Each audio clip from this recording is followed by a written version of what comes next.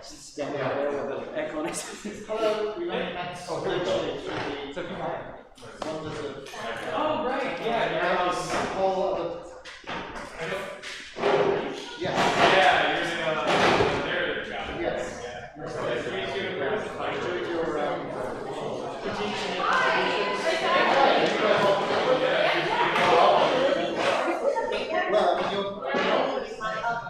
Oh, no, not at all. Just for people who are like, Do we have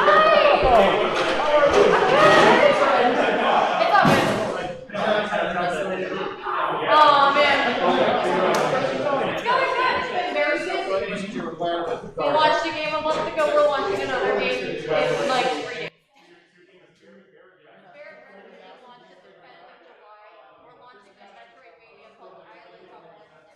So I've been very busy. And that's not even the end of it. It's been like one thing after the other.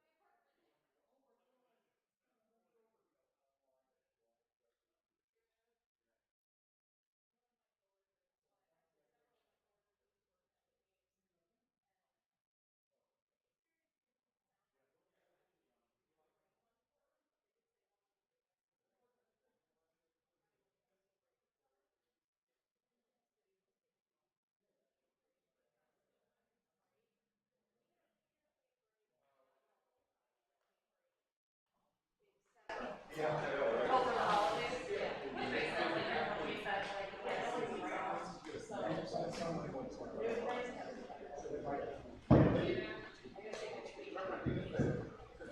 Okay, I think this is working.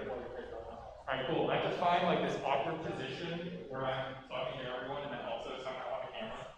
But for those of you who don't know me, I'm Gary, and I'm the admin coordinator for the Digital Gaming Hub at RPI.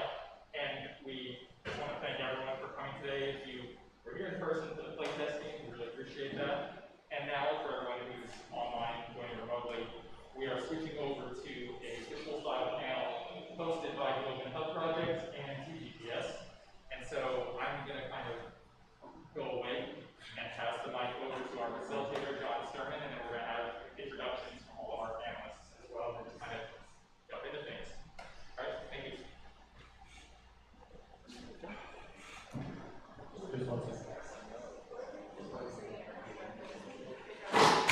Well, hi everybody. My name is John Sturman, and the way we're going to do this discussion is what's called the user experience control. And so the individuals in the center are going to basically have a conversation based on our prompt, which is what's the I believe the prompt is breaking out of the indie bubble and connecting with supportive communities. Yes.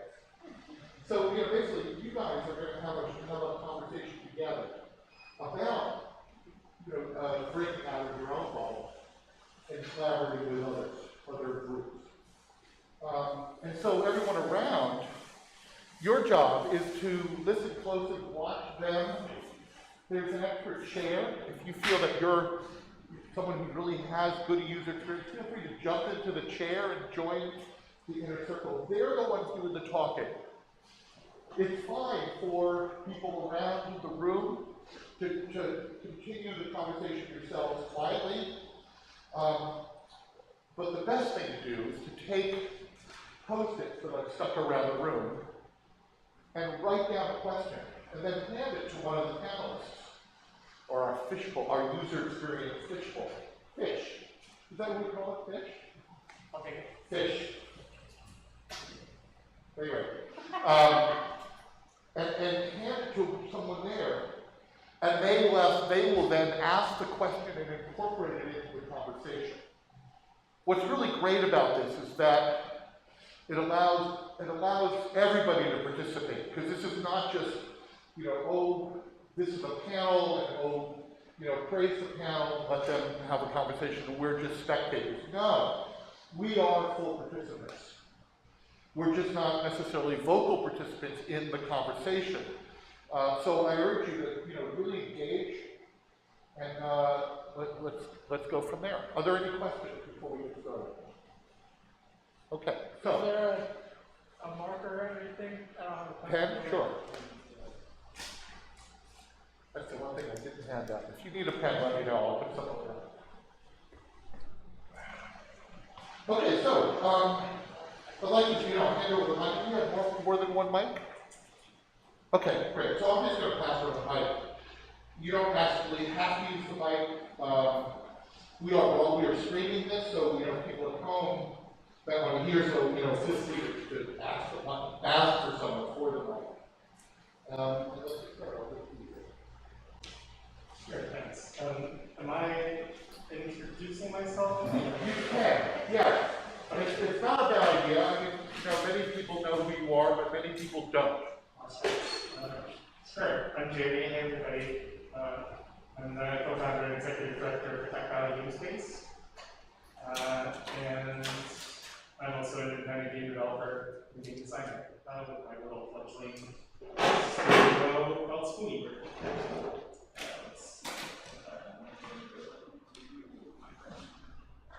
Hi, I'm Catherine. I'm the community and marketing manager at Games. I'm also an RPI alum, and I mostly work with player communities, as you'd expect.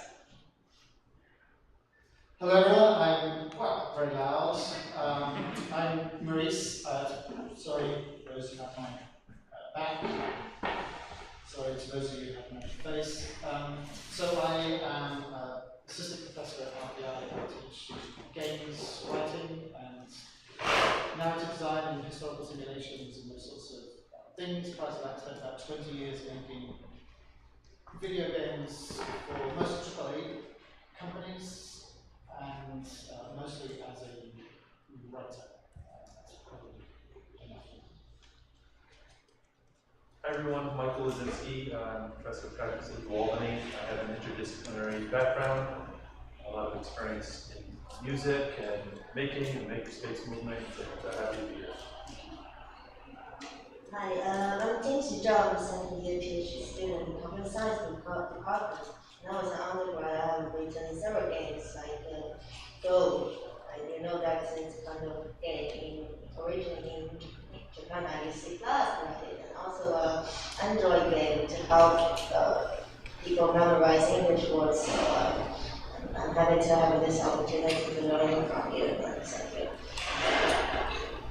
Hello, I am Nicole Lavin. I am a QA tester at Blizzard Albany, formerly known as Vicarious Visions. I am the lead audio tester for Diablo 4. Previously, I was the lead audio tester for Tony Hawk's Pro Skater 1 2. I'm also the current chairperson of the Albany IDPA, which is awesome, and we'll hopefully we can talk about that a little bit. And I'm one of the union organizers for GWA Albany, which is our really core union. That's great. So now just tell us, so in terms of this question, what is it that, what are ways that you in your studio can actually break out and collaborate more with other studios, and what would you get out of it, etc.? That's you. Oh, that's me. Okay. Well, for one, if you're local here, even if you're not local, find your local IGA chapter. We have one here in Albany. All of our events are currently virtual. We have a Discord server. Attend that. Socialize with people. Volunteer to give a talk. We are always looking for people to give professional talks. It's a really, really great way to hone your public speaking skills because it's a pretty low stress environment. There's not a ton of people there, a couple dozen maybe. And the presentation does not have to be very long. It can be as long or as short as you would like it to be with time for questions and answers. So that is a really great way. Pardon me. Let me ask you this: what are things that you're doing to expand your studio? Okay. So one of the things that I'm doing is serving on the board of the IGA and encouraging people at my studio to attend IGA events and to give IGA talks. We have had people who give talks for us, which is great. As part of the union organizing that's been going on at my studio, we have several Discord groups related to that. So there's been a lot of communication across all of the other active Blizzard King studios and other studios that are running the union campaigns themselves. So unionizing has been a great way to network and meet with other people as well. That's what I've got at the top of my head right now. Is there someone else to pass up to that question? Remember, it's a competition, so that's fine. What about you, Ken? Sorry. Yeah, so for us, connecting with communities is kind of, because we're a publisher, we connect a lot with the different communities of the kinds of games that we're working on. So sometimes there's a pre-established community, like for example, when we started publishing in Stars of Time, when we made that announcement, that was based on a game by the same developer, a game that they had previously released. So there was a lot of like a burst of the community from when we started the Discord for that, because there was already kind of a pre-existing space. In some cases, it's figuring out kind of who needs to be in that space and trying to appeal to them, trying to make a good space for them, foster that kind of community that way. Sure. So I'll say I do have a small studio, but they're very small, and we are very good at doing things that these wise people tell us to do. But coming from the perspective of RPI, one of the things we can do is things like this: be involved with the Level Upstate program, an initiative that almost all of you here will know attempts to, amongst other things, help local developers to connect to communities. So there are initiatives like that which are funded by New York State that RPI can get involved in and connect to people like Jamie at Tech Valley, and I'm sure these things must connect through to Albany too. I've been slightly out of the loop for the last year, being on paternity leave, but I'm just getting back into the swing of things. So those are sorts of high-level things. From my own perspective as a developer, which is focused largely on the narrative side, I would say I'm aware that Facebook is its own field of horrors, but it nevertheless, for whatever reasons, and some of them are sort of demographic and historical, but there are communities of writers that are still active on Facebook. That so even if it's not your preferred medium, it's difficult to kind of entirely ignore it, because these communities are very good at telling you about opportunities, and either the local or the kind of spliced along the discipline perspective. So they're telling you about narrow scope or kind of conventions, conferences, or even job offers or opportunities to meet developers or publishers that might be interested in. So, I understand people might be horrified at that. But I'd also say LinkedIn, again, for all its sort of peculiarities and the strangeness that it's still with us, is also actually a useful place to get to find people you're interested in, look at their profile, see if you've got something sensible to say. You'll be surprised how many people are actually quite generous with their time and willing to engage with you. And again, LinkedIn is sort of